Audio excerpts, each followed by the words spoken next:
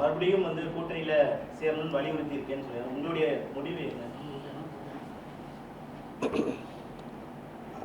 ஆமாம், அண்ணாமலை வந்து ஏற்கனவே என்னை சந்திப்பேன்னு சொல்லியிருந்தார் அவங்கள்ட்ட. நான் வெளியூரில் இருந்ததுனால வந்ததான் அன்றைக்கி ஃபோன் பண்ணிவிட்டு அன்றைக்கி ஈவினிங் வந்தார். எங்கள் 2 பேரும் அவர் வர்றேன்னது வர சொல்லினேன். பட்டு நாங்கள் ஊடகத்துக்கு தெரியாமலாம் சந்திக்கலை. அவர் சொல்லிட்டு தான் வந்திருக்காரு. ஆனால் அன்றைக்கி சண்டே அன்றைக்கி ஈவினிங் ஃபோன் பண்ணிட்டு வந்தார். அவர் என்ன தொலைக்காட்சியில் உங்கள் ஊடகங்களில் சொன்னாரோ அதுதான் அவர் என்னோட பேசினது. அது தாண்டி நாங்கள் நண்பர்களுக்கு முறையில் ஒரு கிட்டத்தட்ட 1 மணி நேரம் பேசியிருந்தோம். அவ்வளோதான். அரசியலில் இருக்கிறதுனால அரசியல் ஒண்டி தான் பேசணும்னு அவசியம் இல்லை. அதை தாண்டி நண்பர்களாக பல விஷயங்கள் பேசியிருந்தோம். அவர் கூட கேரளா போயிட்டு சிலோன் போகிறேன் ஒரு வாரத்துக்கோ 10 நாளைக்கோ சொன்னார்.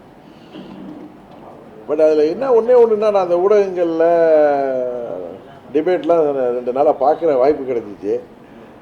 அண்ணாமலை அவர் ஒன்றும் மாநில தலைவர் கிடையாது, அவர் என்ன அத்தாரிட்டியோடு போய் பார்க்குறாரு அப்படின்லாம் சில பேர் ஊடகத்தில் சில பேர் சொன்னாங்க. அது அவங்க கருத்து. பட்டு அண்ணாமலை அவர்கள் மாநில தலைவராக இருந்தப்போ தான்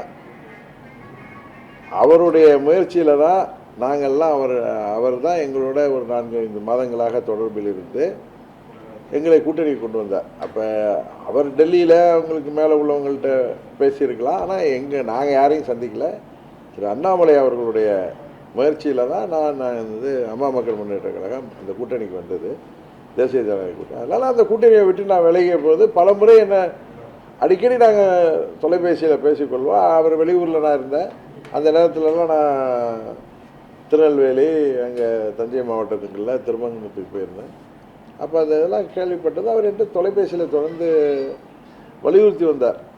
நீங்கள் எல்லாம் அவசரப்பட வேணான்னு சொல்வார். அதே தான் திரும்பி வந்து சொன்னார், என்னோட முடிவை ரீகன்சிடர் பண்ணுவார்.